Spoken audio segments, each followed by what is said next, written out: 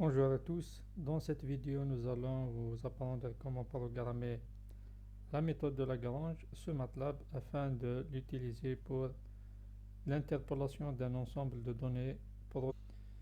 Donc vous avez ici l'exemple que nous allons essayer de résoudre. Vous avez ici la formule de Lagrange qui va donner le polynôme de Lagrange, Pn. Ici le nombre de données c'est 8. Nous avons x allant de 1 jusqu'à 8. Et ici, vous avez ce vecteur-là, on va l'appeler le vecteur y. Donc, l'objectif ici, si par exemple on cherche à la valeur de y à 1,5, donc ce tableau ne donne pas l'information euh, de cette variable à 1, pour x égale à 1,5. Donc, on va faire appel à un polynôme qui est donné ici par la méthode de Lagrange. Donc, comment programmer ça? Ces données doivent être introduites dans l'espace ici de travail, workspace. OK. Donc, on va introduire un vecteur de 1 jusqu'à 8. C'est le vecteur x. Et pour le vecteur y, il va prendre ici aussi les valeurs qui sont dans le tableau.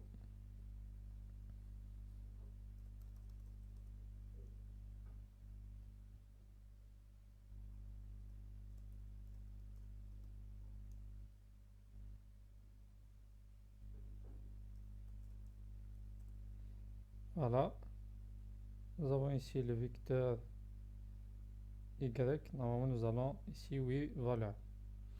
Par la suite, la fonction qui va donner l'interpolation d'une variable par la méthode de Lagrange doit être introduite ici, par exemple, lag.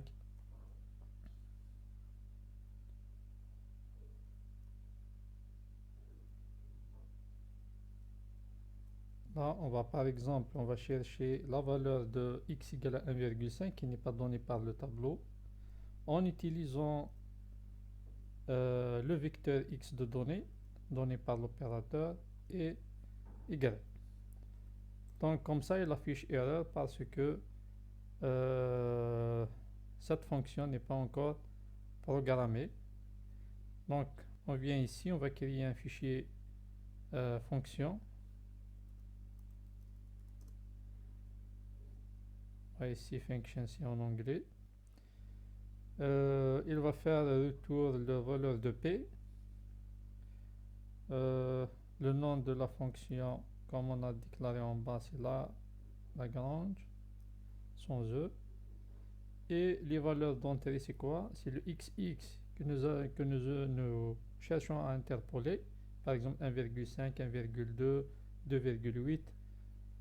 L'essentiel, ça doit être entre l'intervalle de tableau.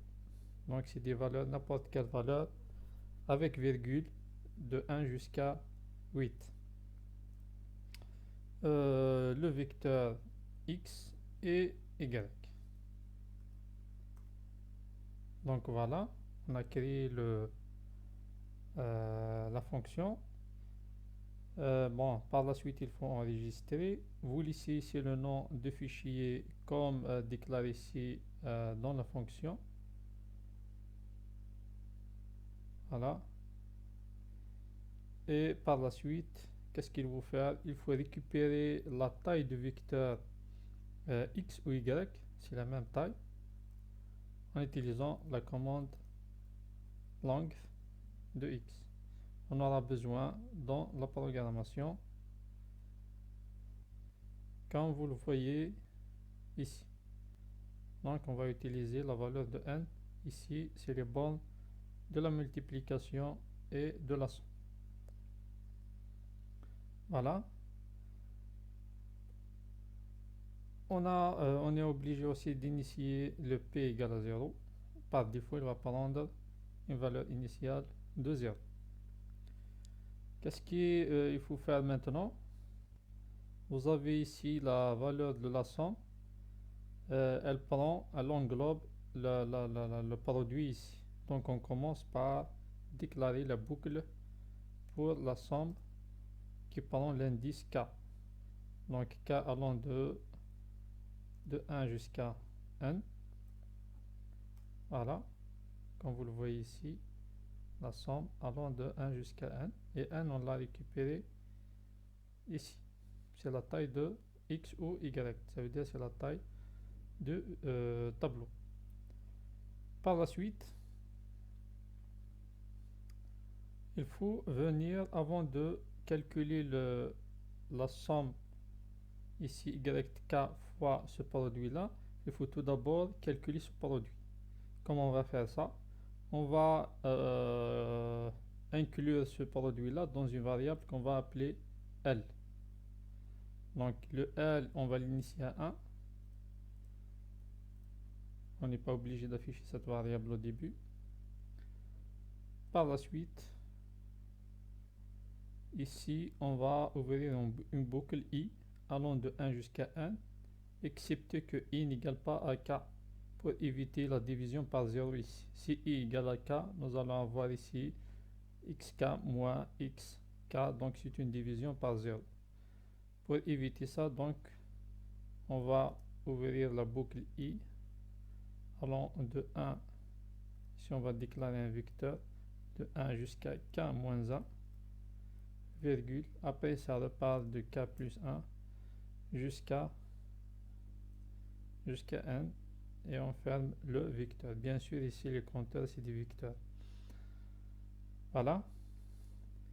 Donc le L, elle va prendre l'ancienne valeur de L, c'est un 1 ici, fois le produit ici, x. Donc ce x là c'est xx, on l'a appelé xx. Elle va prendre c'est xx moins x de i divisé par xk moins x de i, et on ferme la parenthèse ici. Donc c'est pour ça qu'on a initié ici le L à 1, puisque si on l'initie à 0, comme on fait pour les sommes, donc on aura ici toujours 0, puisque L égale à 0 fois un produit, ça va toujours donner L égale 0. Donc si vous avez ici le produit, il faut initier cette variable à 1. On ferme la boucle pour i, pour le produit ici. Donc à ce niveau, on a récupéré la valeur finale de ce produit là. Par la suite, qu'est-ce qu'il faut faire?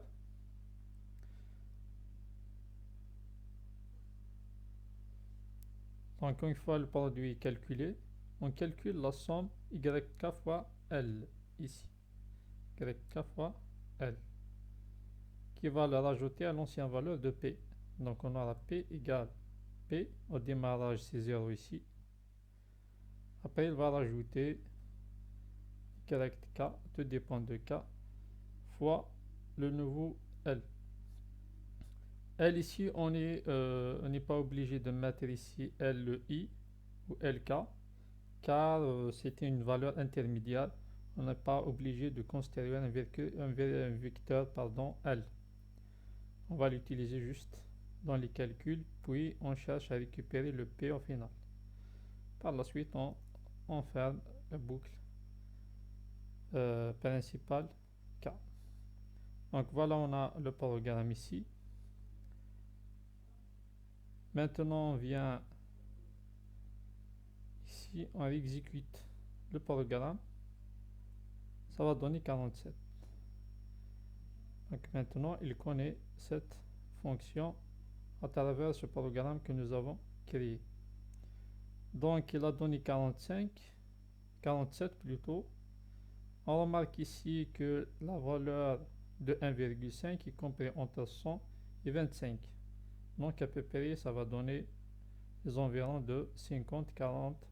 Donc ici, il a calculé la valeur exacte, c'est 47.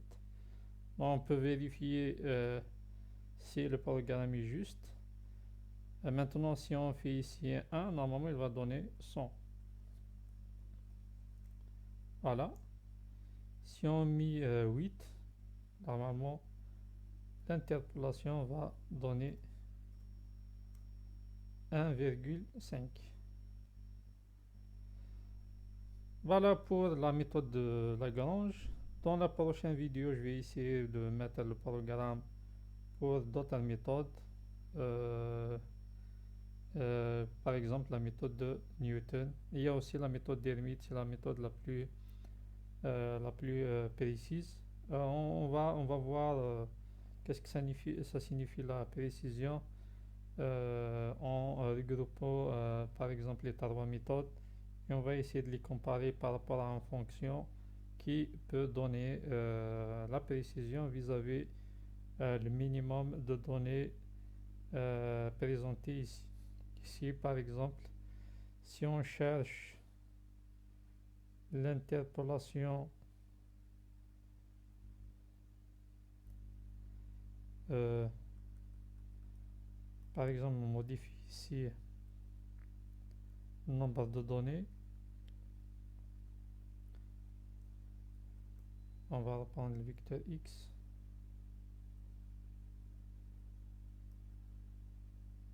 Voilà.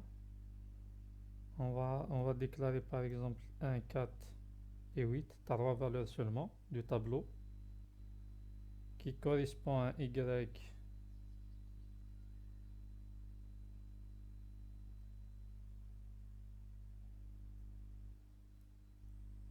pour 1, normalement 600. 600 pour 4, c'est 6. Et pour 8, c'est 1,5. Voilà les nouvelles données qu'on va utiliser pour l'interpolation. Avant, en utilisant 8 valeurs pour 1,5, il a interpolé, il a donné une valeur de xx égale à 47. Maintenant, pour 3 valeurs, 3 données, est-ce que ça va donner 47? On va remarquer que ça va donner 78. Et il y a deux résultats différents. Donc, c'est ça l'inconvénient de l'utilisation de la méthode Lagrange, c'est que des fois, il faut lui offrir plusieurs données pour avoir un résultat un peu précis. Voilà, on se voit dans la prochaine vidéo. Merci pour votre attention.